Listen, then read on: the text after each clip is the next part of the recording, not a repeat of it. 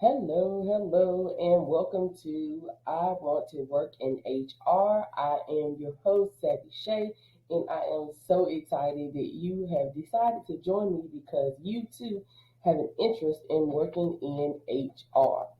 So this presentation was originally planned for 6/11/2022.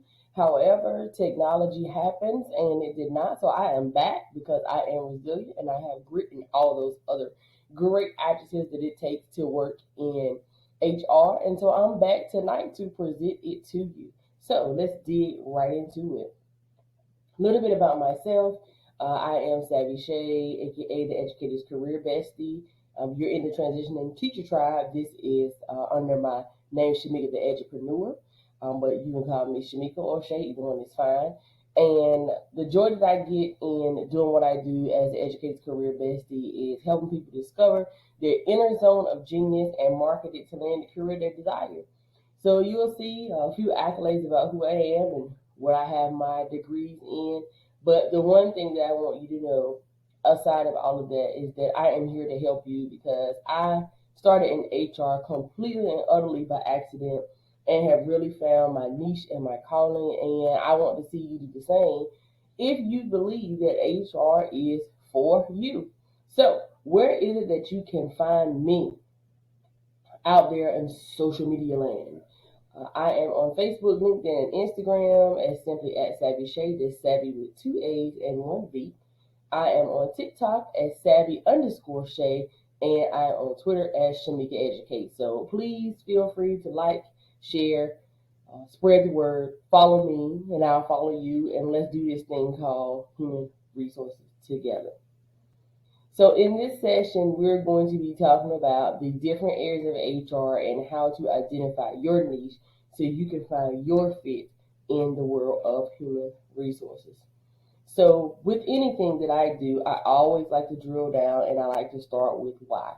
What is it about working in HR that has you interested? What is it that is so intriguing? And why are you ready now at this point in your career to step into the world of HR? So here are the top three reasons that I get when people ask me that.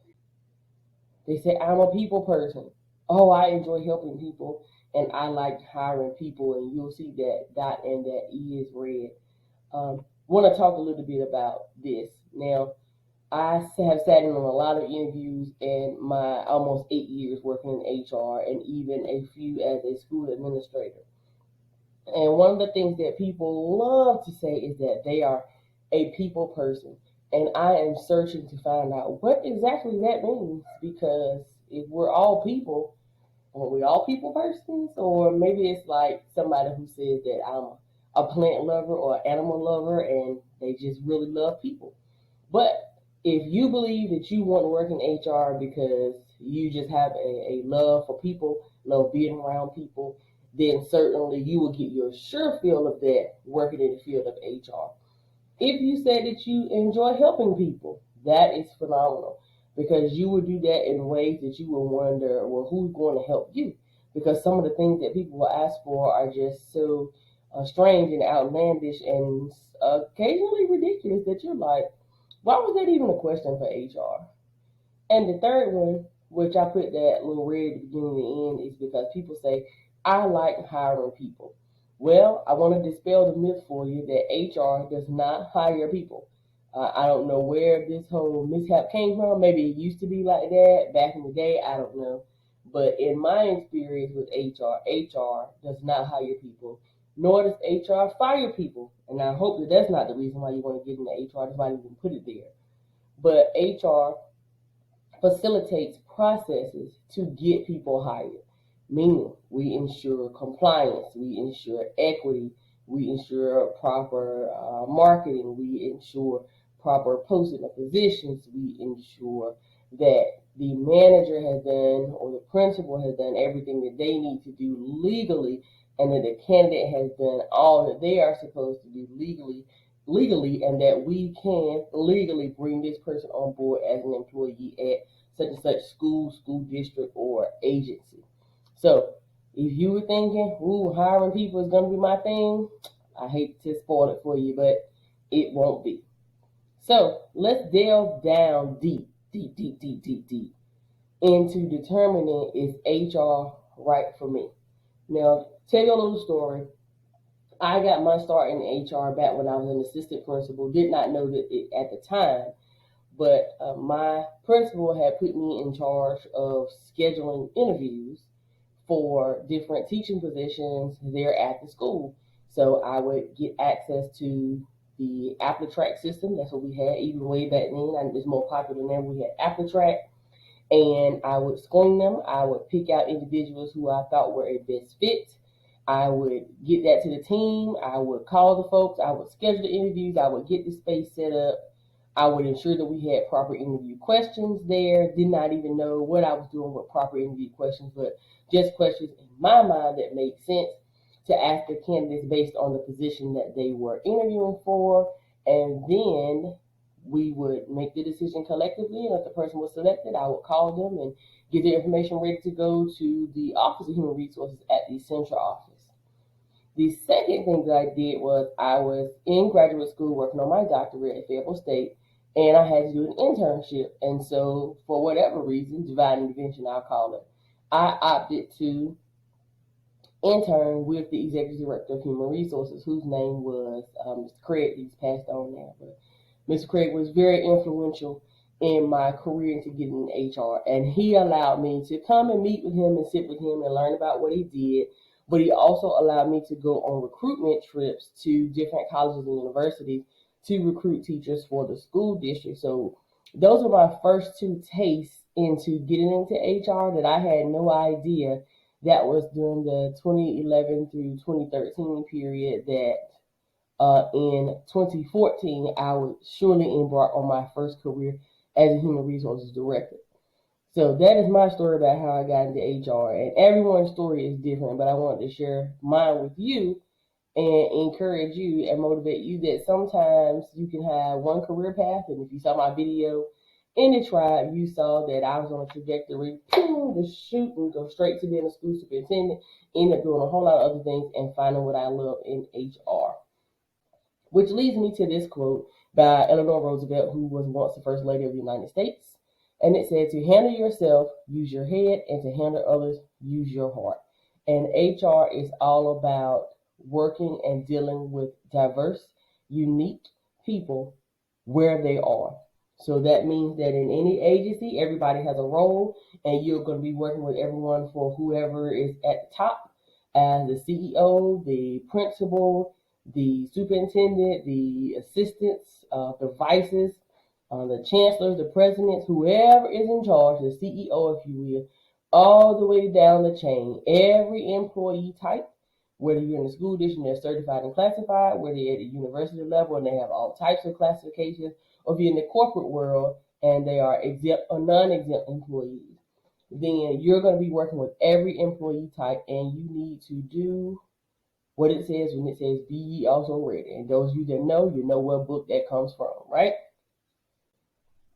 So I want to deeply dive into what part of HR are you ready for, and this is the what section. So there are 10 primary areas of HR, and they are as follows: employee relations, compensation, benefits, employee engagement, DEI, talent solutions and employment, payroll, performance management, learning and development, information systems, and then the very top position in HR, whoever is in charge, the director, the manager, or the CHRO, which stands for Chief Human Resources Officer, which is currently what I do in my 8 to 5 job every day. Okay? For me, I started off as a director. I was moved up to executive director of operations, and then executive director of human resources, and then again currently chief human resources officer.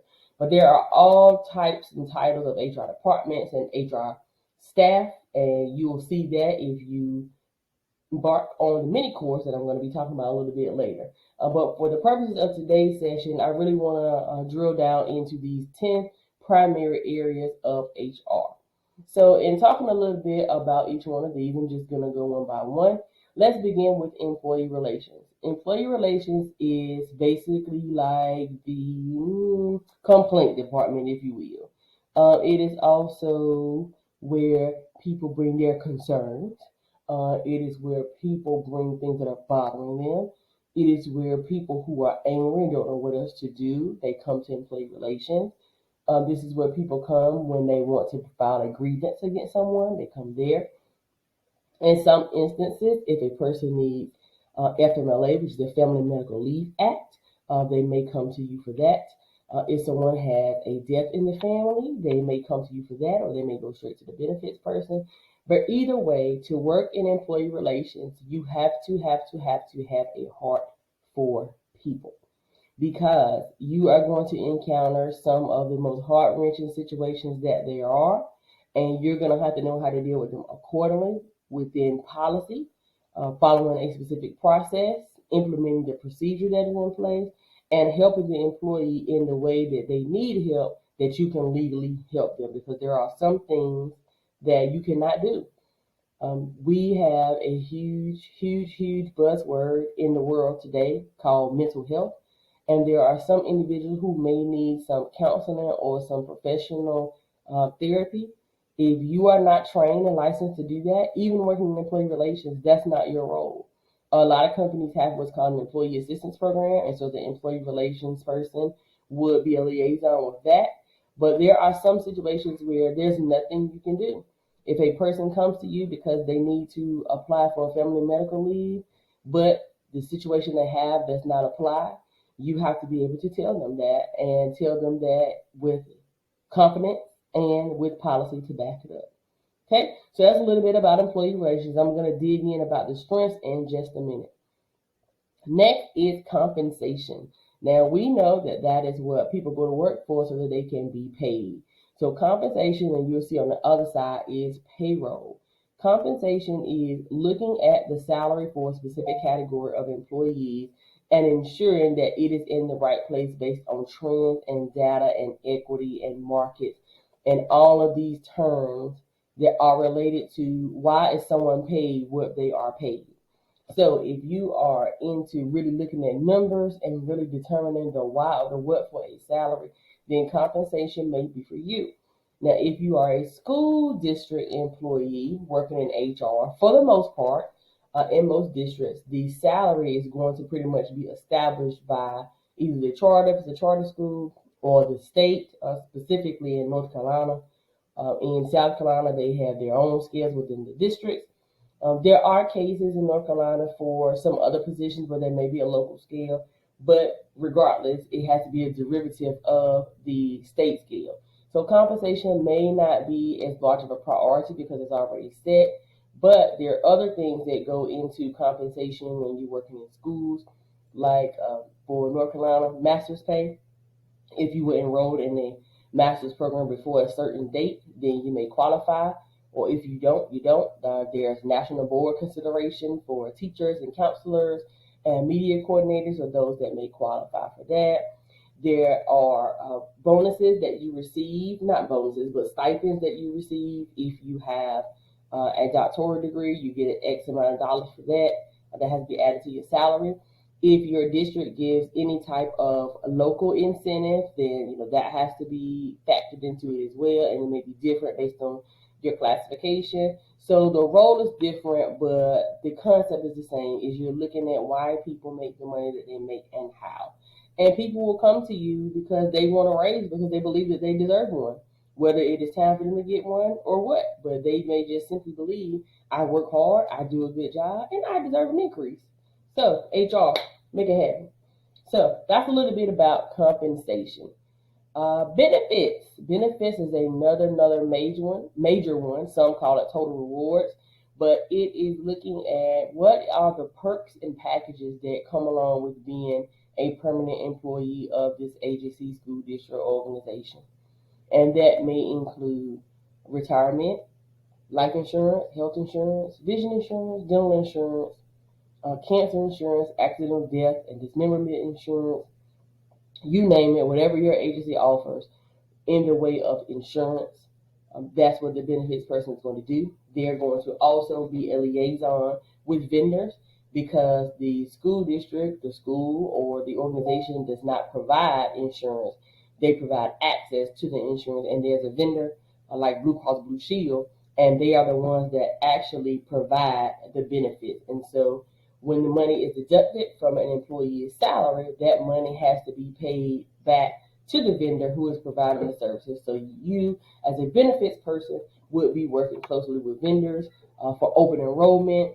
If your agency has that, where there's a time period during the year where a person can come in and get changes made to their benefits. If somebody has a life change, like a marriage, like a birth, like a death, like a divorce, and they need to make a change to their benefits, that will be something that you would deal with. So again, a lot of communication with people, a lot of educating people, teaching them about what benefits are available, and ensuring that they have what they need and that it is paid for on time, because there are time limits when you're working with someone's benefits, and there's a time limit in order for it to be paid. Next is employee engagement.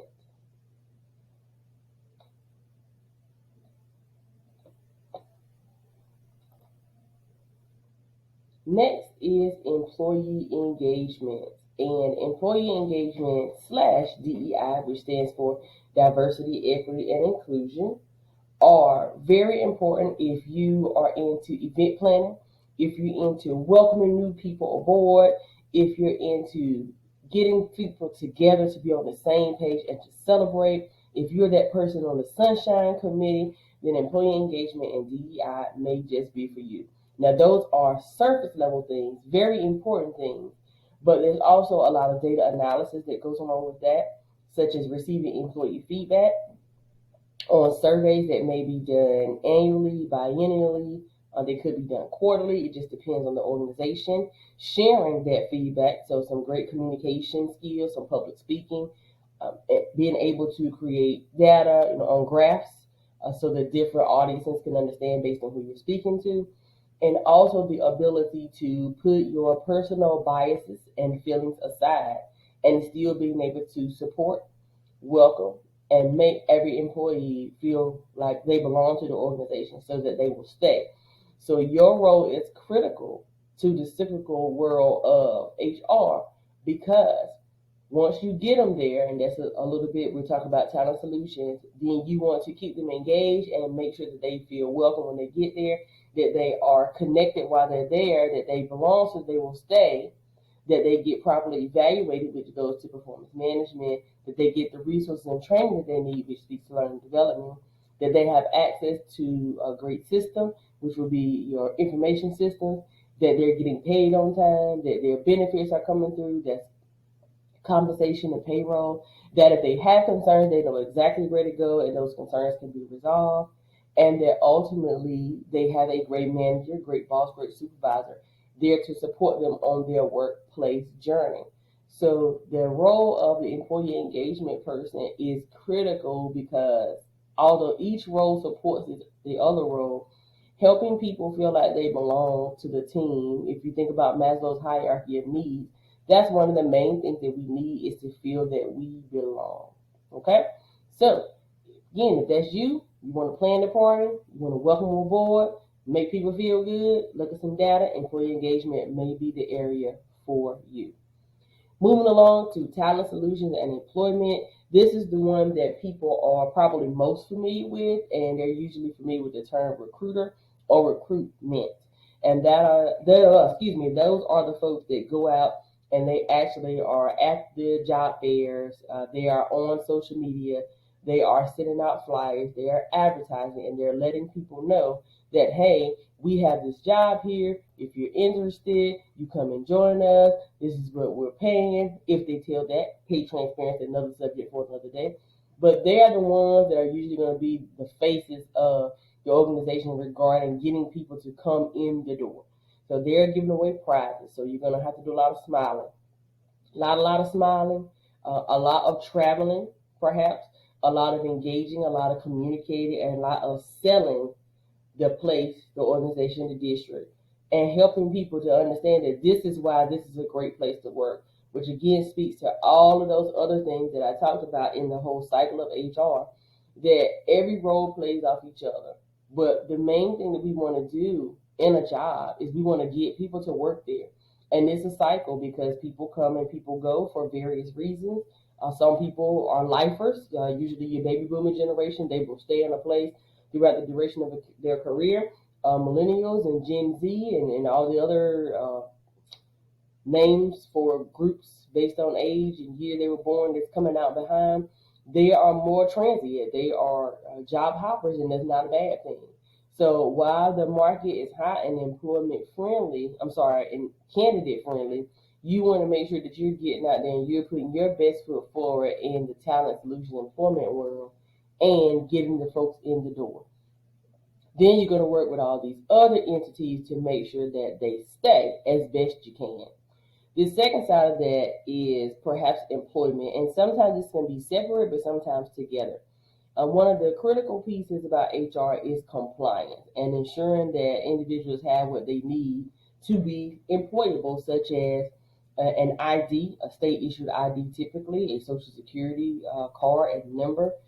Some agencies will allow you to use a passport. There are I-9s that have to be filled out. There are tax forms that have to be filled out for the next group we talked about in payroll. And so if you are working in employment, you may be a part of that world and ensuring they get their documentation in. Then there's onboarding and new employee orientation. Again, could be back to working with your employee engagement folks. They may help you with that. But making sure that when the folks come in, they know what the rules of the road are for your organization so that they can follow them, because people cannot meet expectations that they do not know exist, right? So we want to be sure that we give them the 411 on this is how we do it here at school A, B, C, D, E, F, G. All right? So let's go over to the second side and let's talk about everybody's favorite, everybody's best friend, and that is payroll. Right? Everybody loves payroll. Again, just like I said, for compensation, everybody wants to be paid for the work that they're doing, and not paying people for the work that they're doing is illegal. So that's why that payroll person or persons are so critical. Sometimes you have payroll folks in HR, sometimes they're in finance, sometimes they're split, sometimes both, but regardless, whoever it is that's responsible for ensuring that payroll takes place, they are critical, because we're not just talking about base salary. We're talking about ensuring that those benefit deductions are taken out. We're talking about taxes, both federal and state taxes or jurisdiction taxes, depending on where you are. We're talking about sometimes the possibility of garnishments like child support or property taxes. So the payroll person is important, and they have very, very, very strict deadlines. They have a calendar that they are to adhere to ensure that if employees have to do timesheets, that those timesheets are in on time. Because they have a process they have to go through to ensure that everything goes where it needs to go.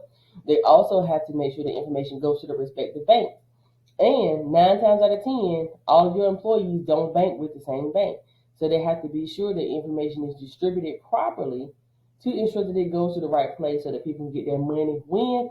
On time, right? Because who wants to be paid late? As Keith Sweat said back in the 90s, nobody. Everybody wants to be paid on time. So that payroll person is a very, very, very strict time management focused person, because they understand that everything has a time that it is due.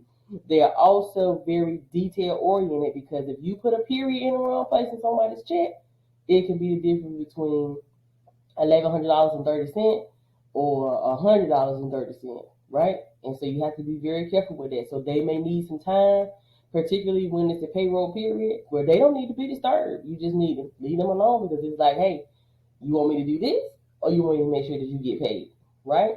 And 99% of the time, unless something's on fire, and I don't mean that literally, you're going to want them to go ahead and do what they need to do so that you can be paid. All right? So let's talk a little bit about performance management, which if you are working in the schools, you probably call them evaluations, and it means the exact same thing. And it simply means how well is the person doing what it is that they're being paid to do, and what feedback is being provided from their principal, manager, supervisor to show that they are or they're not, because this can have a critical factor in whether somebody is promoted, whether they are dismissed, or whether they are eligible for a salary increase. So I have found that a lot of people are dismissive of performance management because it takes too much time. But I have learned in my experience that if you do it on the front end, you don't have to worry on the back end. Because again, those performance management documents can be used for so many other things. But ultimately, it goes back to we want to make sure that people are understanding what the expectations are and that they're meeting them because we cannot hold people accountable for what they don't know. So if you're doing it right and you're meeting the calendar that is established by the state, the school, the district, the organization, whatever the case may be, then you're going to be in good shape when it's time. But everybody does not adhere to that. So as an HR professional, if you are charged with overseeing performance management, it is critical that you know what those deadlines are, that you send it out repeatedly, and that you send calendar invites so that people know because people will forget. People leave, managers change, principals change, assistant principals change, and then what does that do for the employee? Because is the new person going to have been with them long enough to know exactly how well they perform? And then what is it that you do if that happens? Because the employee still needs to be evaluated in some facet, but it may not meet the traditional standard if there's been a change of manager or supervisor or principal. All right? Making sense? All right. Well, let's keep the party going then. Let's move on down to learning and development. This is one where a lot of teachers automatically think, boom, if I'm going to go into anything, whether it be the world of HR or just outside of the classroom, they automatically think learning and development because this is pretty much what they do with teaching and learning and curriculum facilitation in their classroom. And I do agree, and I do think that it is a great place for teachers, educators to segue into. But we're going to talk a little bit more about how any of these really you can move into based on your strengths. But for the purposes of this segment, for learning and development, we're basically talking about making sure that the individuals receive the training that they need to do their jobs. So it may be in a school, that they need training on different types of technologies that they're using. If you are a teacher or a principal, you need to get what they call continuing education units or CEUs. They may have different acronyms in different states, but bottom line is, in order for you to stay licensed, you have to meet certain criteria based on what your license is in order for you to maintain your license. In the corporate world, it may not be tied to licensure in every incident or certification. However, everyone still needs training to do their job because things are ever changing, technology is ever changing, and you need someone to ensure that as the rule change, as the game changes, that you're getting the information you need so that you can stay abreast on doing your job. Now, that is not the sole responsibility of learning and development. However, that is a huge piece. Another piece of that is meeting people where they are because everybody is not technologically savvy. There are individuals who really don't have time based on what they do to get on the computer because their work does not involve a computer. So are we ensuring that we're meeting them where they are as well? Then there are certain components of learning that have to take place, usually if you're working for a state agency, but really any agency, because I can even remember doing this back working at McDonald's. It's like OSHA, OSHA, OSHA standards, like bloodborne pathogens, right? So what do you do if somebody's bleeding at work? That's a standard thing that people have to do. If you're in school, there may be something on active shooters because unfortunately, that has become a thing, not just in schools, but holistically, but what to do. With us being still in the midst of COVID, there are some training opportunities that take place there. So learning and development will often take the lead on that and either outsourcing the vendor to help facilitate that training or offering that training themselves. And they may work with health services or the school nurse or some other entity that may have that information to ensure that you get it. But it's imperative that that type of training is done on an annual basis. And so they will help facilitate that as well as training for specific needs based on what your role is in the company, organization, school, or school district. All right? So they fall in line along with the information systems folks. These are your behind the scenes, usually they're tech folks that they deal with the people, but not as much. They rather deal with the technology and making sure that everything works, that it is secure, and that it is accessible. In HR, you deal with people's PII, their personal identifiable information, including their date of birth, and their social security number, their address, you get their ID, you have their beneficiary name. You just have access to basically this person's whole life. Some of the things that they hold dear, they keep private, they keep locked up in safes in their homes. Like, you're gonna have access to that information, and so your information systems folks are gonna make sure that you're able to house that information safely and securely, and those who need it can access it, and those who don't cannot. Anytime there are changes in systems, they're gonna go in on the back end and help make those changes. If you're gonna be going to a new product or a new version of a product, they're gonna make sure that everything is updated so that you can take care of that. And they're going to make sure ultimately that you are able to do what you need to do on the front end, dealing with the people first. You'll find a lot of these jobs in information systems holistically can now be done 100% remotely. And for those of us who enjoy working remotely, if you do, then this may be the line of work that you need to go into HR if you have that skill set, and that's usually called HRIS for Human Resources Information Systems. All right? And I say the very last one for last. This is the head honcho, the person in charge, the visionary, the strategizer, your HR manager, director, or CHRO. Again, they are the person who is going to lead the charge, lead the team, make sure everything works, make sure we're in place with compliance, make sure that there's staffing, and they're going to be the liaison between usually the employee and the managers, the HR staff and the managers, and they're going to be a spokesperson for the organization as a whole. They have a heavy weighted responsibility to ensure that all these things go off without a hitch. And if there is a hitch, they have to be there to take the hitch down, right? So HR directors, managers, CHROs may not have risen through the ranks of HR like I didn't. I went straight from being a principal to being an HR director, and there are some who work their way up through the chain. But however they get there, they're going to need to be versed in each of these areas, and each of these areas have sub areas within them in order to effectively manage a team. Because how can you coach a team if you don't know how to play, right? So it is imperative that that person not only be a leader but also be a learner, that they are willing to go back and take classes, to get certifications, to learn from the people who are doing the work, and then not only learn the work, but get ahead of the work so that they can be the visionary individuals as well. Okay, so those are the top 10 primary areas of working in HR. You see yourself in one of these? Do you? I know you do. So let's really get down. All right, so capitalizing on your strengths.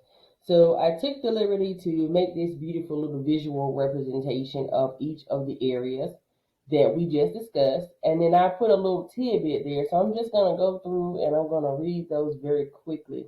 And again, if you want to get the mini course, it's going to be dropping soon. It's going to delve a little bit deeper. But I do want to at least touch the surface with this for you so that you can really begin to see yourself in one of these areas in HR.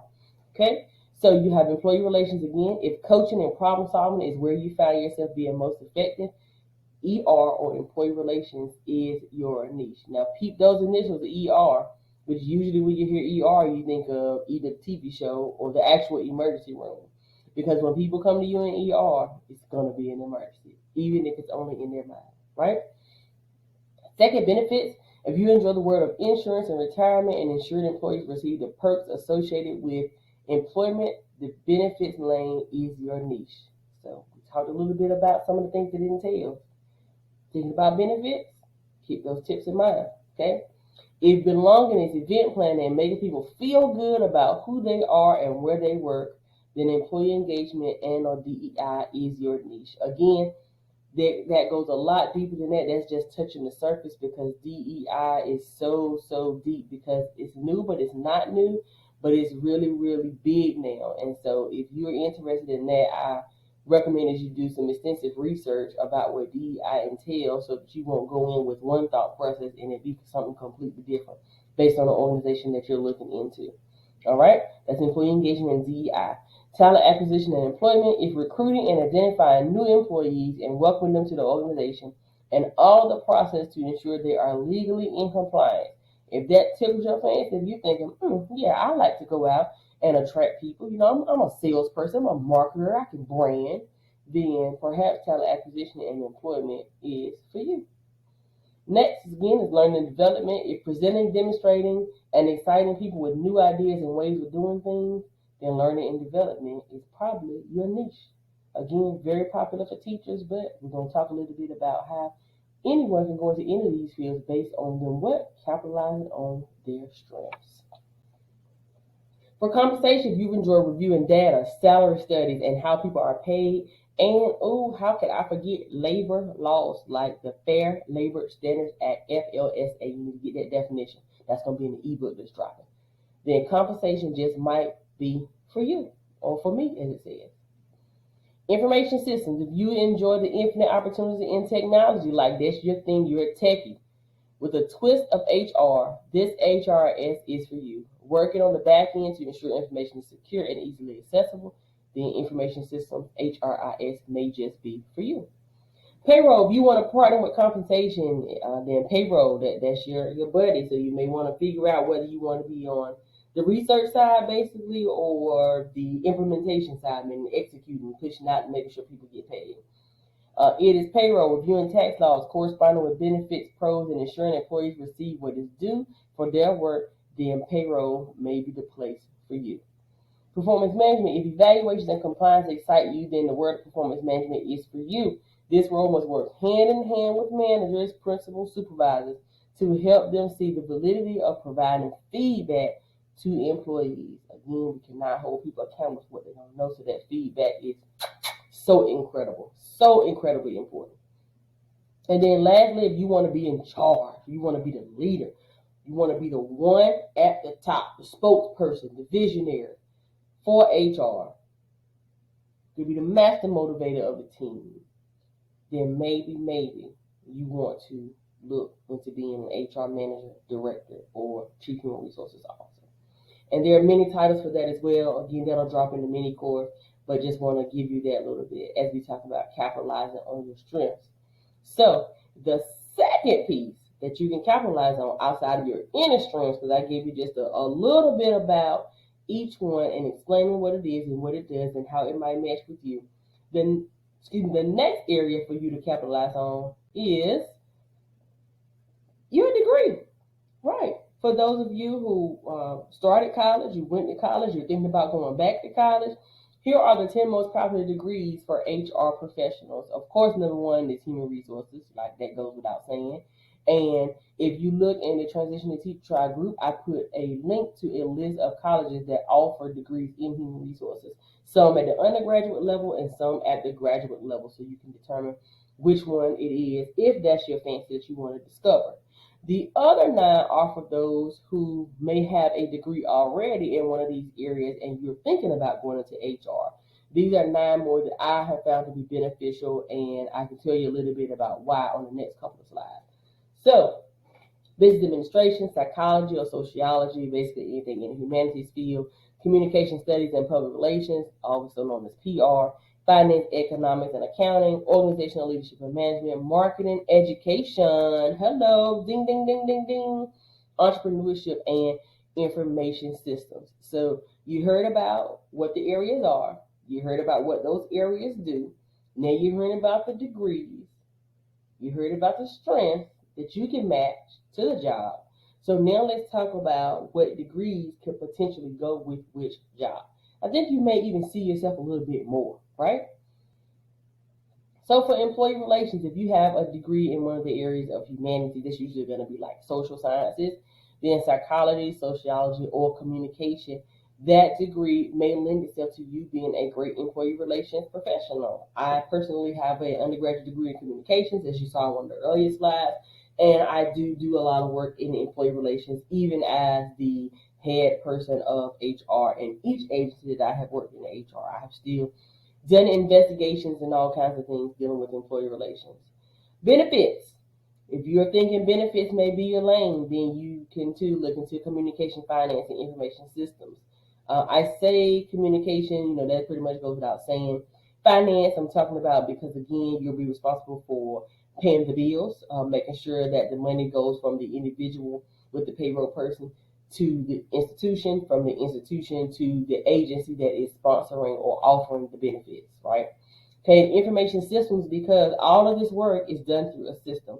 Long gone are the days of manually going in and writing down on a ledger or some other format of what's going to take place with somebody's benefits. So you have to understand the systems and how systems work together, because you may have multiple systems that you're working in to ensure that the employees have what they need. So if you understand systems, then you too may be able to cross over into benefits. All right.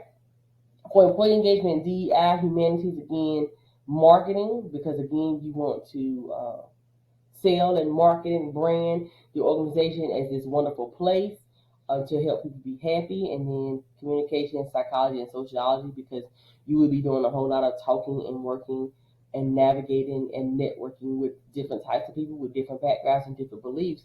And understanding that the ultimate goal is, my favorite phrase is one band, one sound, from the movie Drumline way, way, way back in the early 2000s.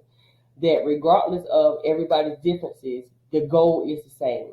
Whatever the strategic plan is, whatever the vision, whatever the mission is of the school district, organization, institution is, your job is to make sure that you're doing your part within the grand scheme to make that happen under that one umbrella. All right? So, talent acquisition and employment, again, marketing, because you're trying to sell and brand your place as the place to work. Like, you don't need to go anywhere else. You don't need to look anywhere else, because here is where you need to be. Entrepreneurship, communication, information systems. Entrepreneurship is a new major that is coming about here as of late. Even my son, who's about to go off to college, he's planning to major in entrepreneurship. But as a entrepreneur or edupreneur, as I like to brand myself, there are a lot of things that you have to learn about getting the help that you need, about putting yourself out there, about marketing and strategizing and learning the business pieces of business that will certainly help you if you are working in talent acquisition and employment. For learning and development, education, of course, major, major, major. Business administration, communication, organizational leadership, or management. And those may be interchangeable based on the institution that you're looking at, but certainly if you're going to be in learning and development, you need to know something about how the organization is as a whole. What is the culture? What is the temperament? What are the learning styles of the individuals that you're working with? Are you starting from baseline, or do you have some high flyers? Do you have some folks that have been there forever and you can't tell them anything because they know, and there's stuff on the way that was done back in '88, and there's nothing that you can convince them that is new under the sun? Then that's where that organizational leadership and management will come in handy, because sometimes you have to persuade people a little bit that although you've been doing it this way for X amount of years, there is another way, a better way, a faster way. Not because your way isn't good, because your way has worked. But here's another way to enhance and increase efficiency and save you time, which means you'll be able to get to some other tasks, which results in saving the organization money. Now, the employee doesn't hear that because they don't care about that. But if you flip it and you let them know, if you get better at this, then you can grow yourself and that may result in you get more money or get a promotion. Boom. That's how you capture that. See, that's that communication and business mind right there, where I just slid that in there for you for free. Okay? For compensation, these kind of go without saying: finance, accounting, economics, entrepreneurship, again, because you're going to learn a lot about the back end of paying people, especially like 1099s for contracted folks, how you deal with taxes, why is somebody making what they're making, why are you charging what you're charging, et cetera, because people are able to purchase things based on what they make. So that's why I think entrepreneurship is helpful.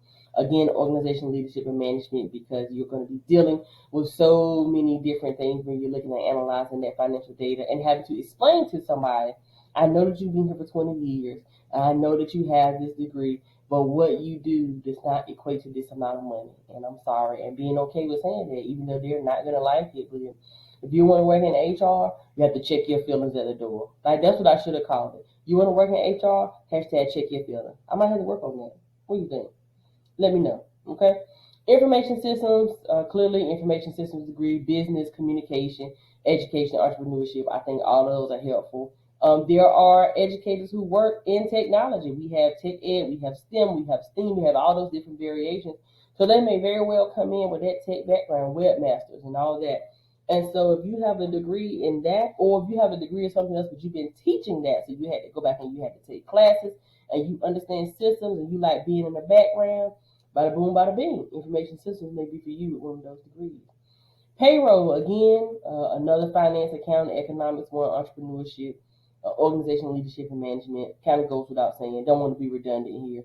Performance management, we're talking about communication, education, business, marketing, information systems, and psychology, because again, you got to get people to understand the importance of setting expectations and holding people accountable for those expectations, giving them feedback, and completing whatever the document is that goes along with it to complete the evaluation. Could be on paper, it could be online, whatever the case may be, they need to do it. And you have to be savvy enough to get them to do it. And then lastly, if you want to go into the leadership position, entrepreneurship, organizational leadership management, education, marketing, business, psychology, sociology, finance. And I was running out of space, but certainly communication is going to be across the board for each and every one of these, because when you're working in HR, in some facet, you're going to have to be well spoken, you're going to have to be well written, you're going to have to be articulate, you're going to have to be able to share in front of diverse audiences and groups and break it down to the least common denominator without patronizing people, all at the same time, as Lizzo would say, about time, right? Okay, so what if I don't have a degree? Does that mean that you can't work in HR? Absolutely not. Absolutely not. I have worked with individuals that both have and don't have degrees, and each has found success in their own way. So what do I recommend for those of you that do not have a degree? I recommend some type of certification. And the two most popular certifications are SHRM, SHRM, and HRCI. And I put this information in here for you because, again, you get into the mini course, I'll talk a little bit more about these two. But wanted to at least put these here before you so that you can begin doing your own research. And based on where you are in HR, there may be a certification in there for you. But you can also do some free things like join a Facebook group, Transition Teacher Tribe, right? Or there are others, some that are just for specific groups. There may be some that are women in HR, or being black in HR, being Asian in HR, or whatever the case may be. But I'll talk a little bit more about some tips. But you do not have to have a degree in HR or any of those other areas to get into HR. You don't even have to have experience, honestly. It just really depends on what it is that you want to do. What is the niche that you have found for yourself that you feel would be a great fit for you, your skill set, your ability, your competencies, your experience, where you can learn, grow, and excel, and then ultimately bring what you have to the table to complete the team, right? So SHRM and HRCI. So you can do a little bit of research on that, but again, more information will be in the mini course. So I found this diagram because I wanted to kind of bring everything full circle for you. And this has some of the same information in here that I mentioned, but a little bit different. So we talked about the strategic plan and the vision and the values of the group.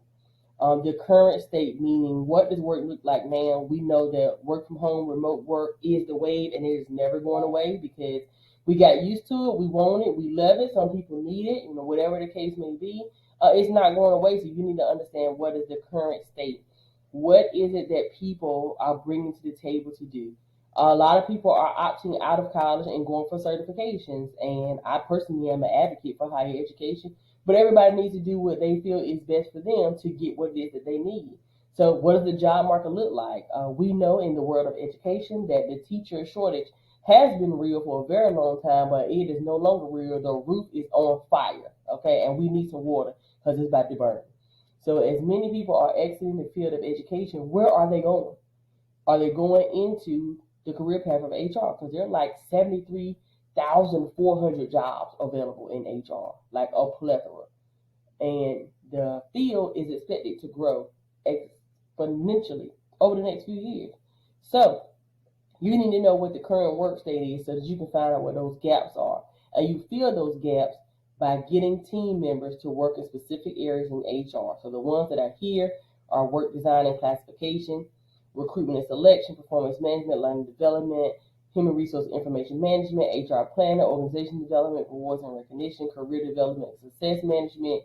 You see over on the side, ongoing evaluation, looking at who you have, what they're doing, and how does it feed back into the vision and the values of the organization, which goes back into the strategic plan, which goes back to the work state, which goes back into the gap analysis. Where are the gaps?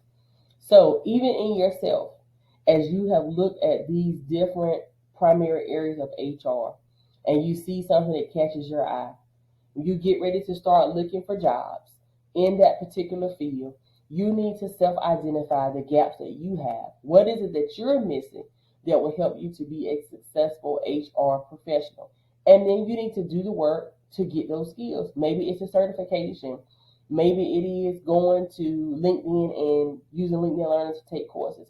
Maybe there's some free courses out there like this one that's going to give you the T, the 411 or whatever it is that they call it now, the real deal Holyfield information about what it's like to work in HR so that you can identify your gaps and fill those gaps. So when you decide to apply and you get that call for the interview and they're asking you questions, you're able to answer those questions as best you can based on your experience.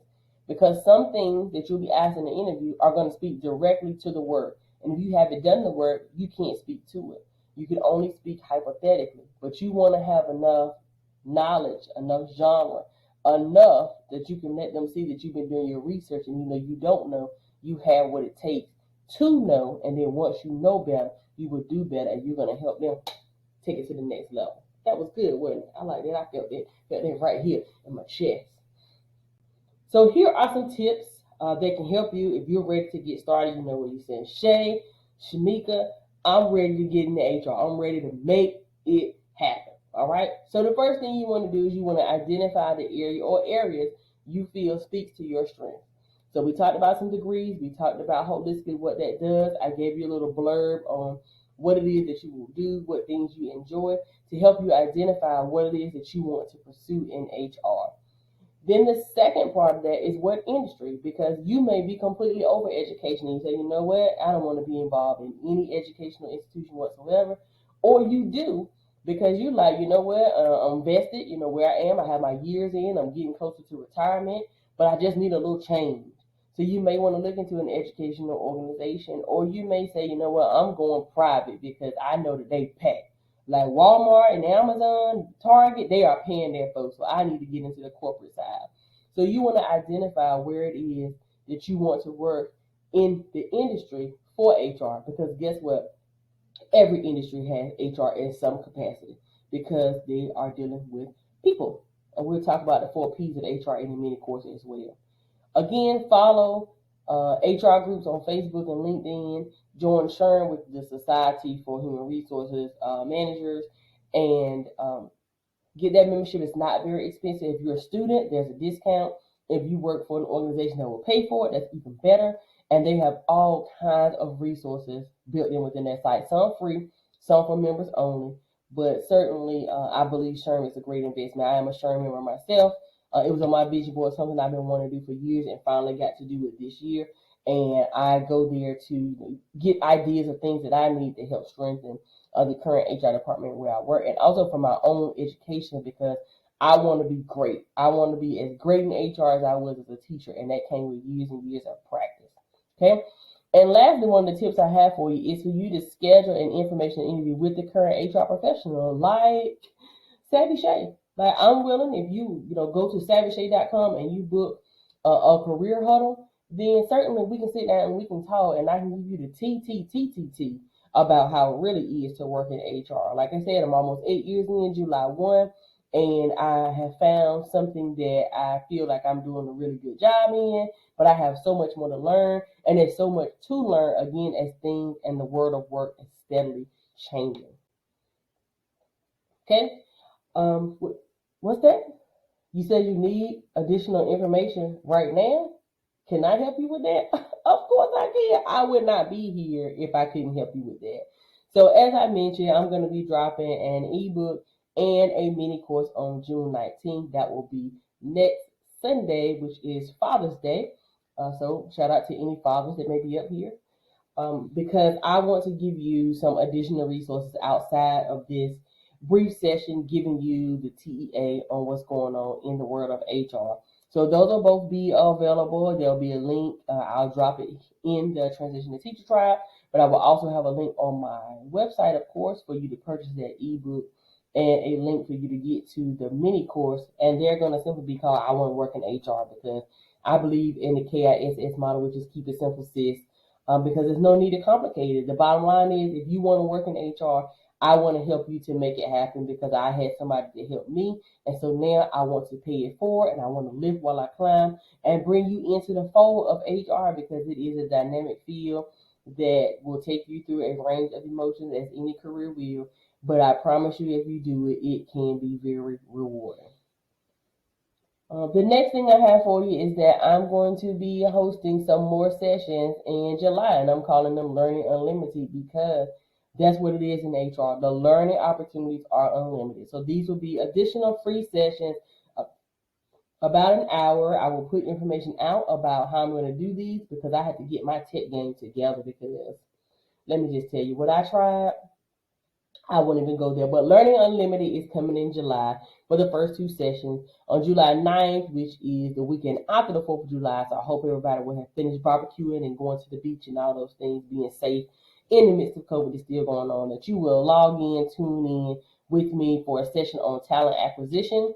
And then on July 23rd, I'll be coming back, which is 2 weeks later, and I'll be putting together a session on employee relations. These will be free sessions as well for Learning Unlimited to get you ready for the mini course that is coming along with them because I want you to be educated in all things HR. So at this time, that concludes this session of I Want to Work in HR. I really, really hope that you were able to get something out of this session, that you have learned a little bit more about what happens in the world of HR, what some areas are for you that you are going to find your niche, that you're going to find your industry, and then you're going to find yourself in an HR position, and you can come back and you say, hey, Shay, I'm in HR too. So I hope that for you. This session has been recorded and it will be available free in the vault for the Transition to Teacher Tribe, which will be a place where there'll be some free resources as well as some resources that cost a little bit of money because, you know, this is a business, right? And I'm giving all away these gems. It's a business. That's all I'm going to say, If you know, you know. So I want to thank you again for joining me for I Want to Work in HR. I look forward to our continued growth together in the Transition and Teacher Tribe, and that you too will join us in the world of HR. I will be doing more sessions on more topics, but I wanted to start with HR because that's where I am professionally, and that is one that's near and dear to me. But we're going to be talking about all components of cash, right? Because we're talking about curriculum, administration, support roles in schools, as well as human resources. So kind of working backwards like that. So I may go in order, I may not go in order. I'm just going to go with it how I feel to meet your needs based on the feedback that I give. Thank you so much for tuning in, and until next time, be blessed.